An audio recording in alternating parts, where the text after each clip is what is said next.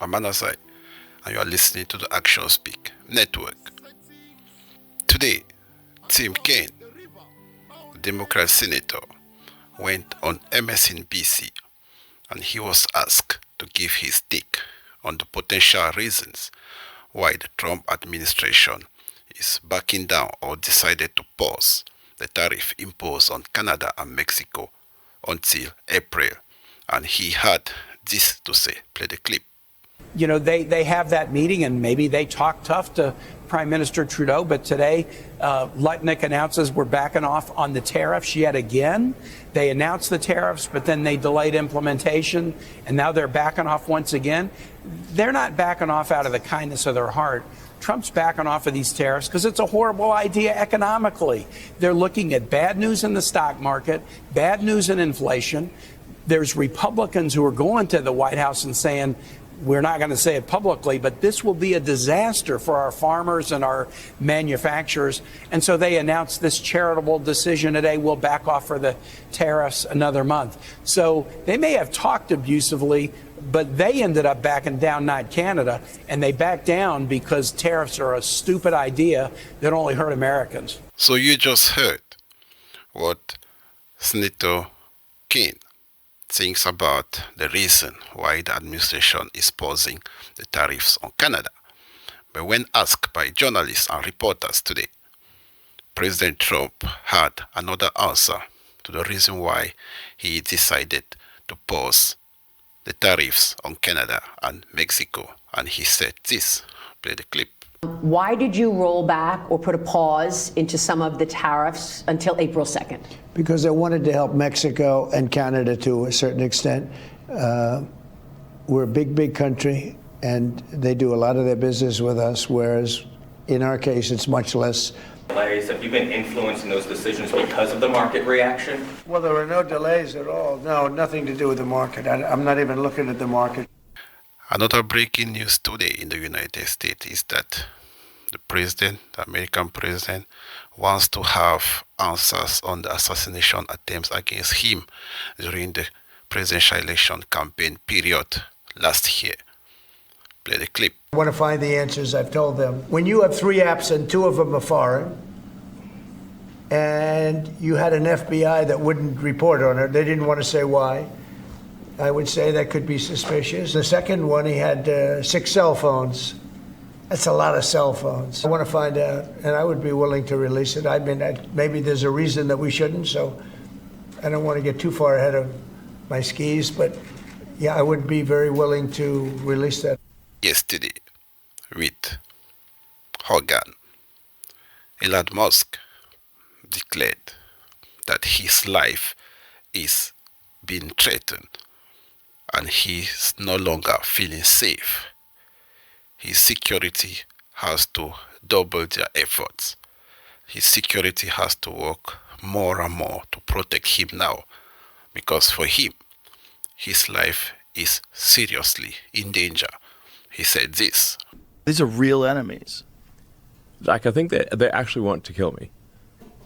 And the reason I know this, well, they say so online.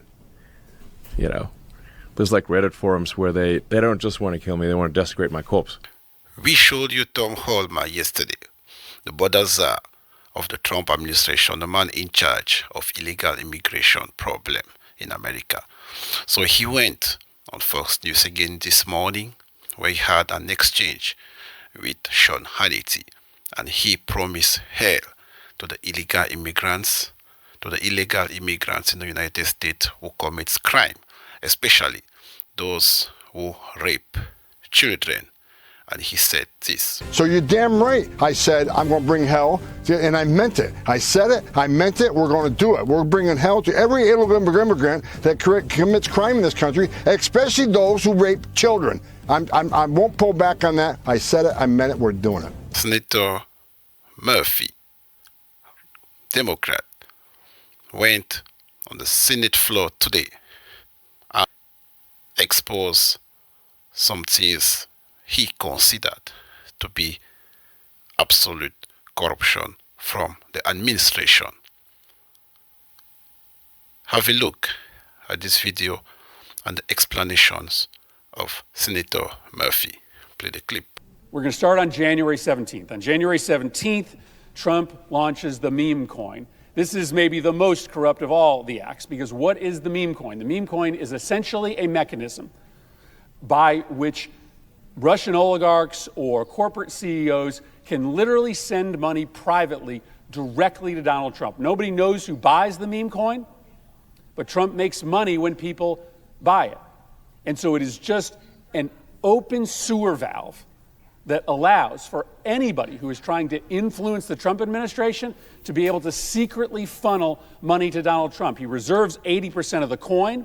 He waits to release that coin until the price jumps back up again, which essentially means he's waiting for people who want favors from him to buy a bunch of the coin to inflate the value so that he releases more and makes more money. It's a disgusting kind of corruption, because this is essentially Trump just posting his Venmo for anybody secretly to wire him as much money as they want. We've never seen something like this before. Senator Murphy didn't only stop at exposing what he considers to be the corruption in the American government. He also exposed how corruption works in other governments around the world. And he said this. Play the clip. Today, the world is littered with corrupt governments. Governments where the leaders and the really rich men who surround the leaders, the oligarchs, they steal from people. That's what they do. The leaders and the leaders' friends just keep a hand constantly in the government treasury, and they steal taxpayer dollars. They rig the rules of the economy in order to make themselves fabulously rich. They hurt the citizens of those countries. Vladimir Putin, for instance, has never had a job outside of government, but he's reportedly worth $200 billion. One of his many houses cost $1.4 billion to build. Supposedly, the landscaping costs on an annual basis for that house are $2 million alone. That $1.4 billion house was paid for by money he stole from the Russian treasury. In other words, he stole it from the Russian people. Putin and his friends have been doing it for so long and doing it so openly and brazenly. Putin, for instance, wears a watch that retails for $500,000. For $500,000, even though his official salary is only $140,000. Also today, Tim Walz. You all may remember him. He was the running mate of Kamala Harris for the presidential election. He went on CNN today and he was asked a question concerning Kamala Harris. The journalist basically asked him if he thinks she's going to be the next leader of the Democrat Party. And he had this answer. Play the clip. Is Kamala Harris a future leader for the Democratic Party? Well, I certainly think she could be. There'll be decisions to be, like I say, all of us. Do you think she should run for president? Not by our choice. If that's something that she should do, I think she had a positive message. I think I own this with her. Were we able to deliver that? Obviously not. So, a school teacher in West Virginia was interviewed by a journalist today. And the journalist basically told the school teacher that in West Virginia, there are many students that go to school just because they want to have food to eat. This was a very interesting exchange. I want you to pay attention to the reaction of the school teacher when the journalist said that. And we come back after this clip. Play the clip. A lot of the kids in West Virginia are going to school to eat. Let's just be frank about it. What's going to happen? I mean, the Department of Education helps fund the food programs, especially at lower income schools. Make sure that all the kids get breakfast, they get lunch, they can come in on days when there's not school to get a hot meal. Yes, we have kids in our state who depend on those lunch and breakfast programs for the nutrition that they need on a daily basis. In the next clips, we are going to see the explanation that the journalist gave in respect to public schools and private schools. The journalist was explaining that in public schools, special needs kids are automatically taken care of. Meanwhile, in private schools, the school's administration have to determine if the special need kids is eligible for care or not. Play the clip. Private schools don't have a duty of care for all students. You can send your kid to private school, and if they don't think your kid is responding well, there are behavioral issues, or if they have learning disabilities, whatever, they're going to get let go from that private school. A public school has a duty of care to every student. So if you come in with a learning disability, you're going to get taken care of in public school. There's going to be a teacher there for your needs specifically, and that's just not something you're going to get if we start, breaking it all down and dismantling our public school system. We all know that there's inflation in the world right now. Prices are up everywhere. The prices of eggs are very high now in the market, and the population are trying to look for answers to these questions.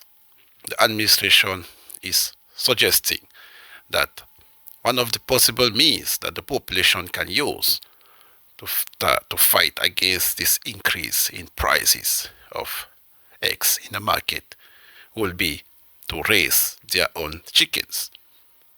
Many Americans have started to do just that. In the next clip, you will see that in many localities now around the US, people have started raising their own chickens at home, so they can have their own eggs. Play the clip.